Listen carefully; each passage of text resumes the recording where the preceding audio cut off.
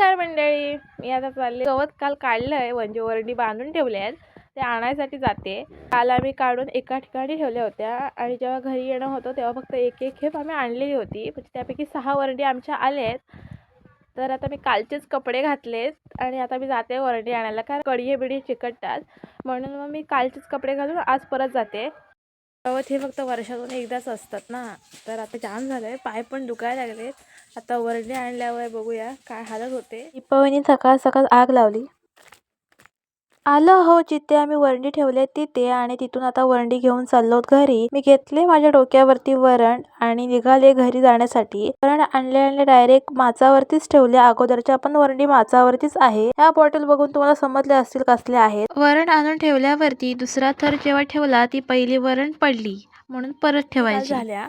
आणि त्यामधील काल आम्ही 6 वरंडी आणून ठेवल्या होत्या, फक्त 25 वरंडी राहिल्या होत्या. तर आता 15 वरंडी आणलेत आणि 10 वरंडी राहिले आहेत, त्या संध्याकाळी आणू. आता तेवढी ताकद नाही राहिली की सकाळी 10 वाजल्यापासून आता 1 वाजायला आला आहे, म्हणजे पावणे 1 झालाच.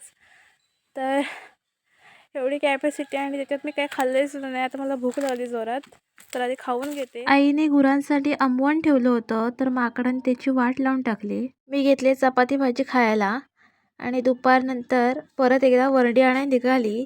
आईने आणि परत एक खेप आणली. 10 वरंडीतल्या 8च वरंडी राहिल्या होत्या, त्या आणायला आली. झाल्यात वरंडी आणून. पाठीमागे तुम्ही बघितलात ना, वरंडी पण लावून घेतल्या आणि आता माझ्या नेहमीचं काम चालू करते, म्हणजे कचरा काढणे. आता थोडाफार कचरा, म्हणजे इथून एवढा अंगण झालंय अंगण साफ करून आता तिकडे आणून कचरा ठेवलाय. कचरा हा माझा पाठलाग कधी सोडणार नाही असं मला वाटतंय, तर आता हा पूर्ण करते. जे काम हाती घेतलंय ते पूर्ण केल्याशिवाय थांबायचं नाही असं ठरवलंय आणि परत माझ्या कामाला सुरुवात केली. तर हाच होता गवत काढण्याचा आणि गवत आणण्याचा व्हिडिओ. कसा वाटला हे नक्कीच कमेंटमध्ये सांगा. व्हिडिओ आवडल्यास व्हिडिओ लाईक करा, शेअर करा आणि चॅनलला सबस्क्राईब करायला विसरू नका. थँक्यू.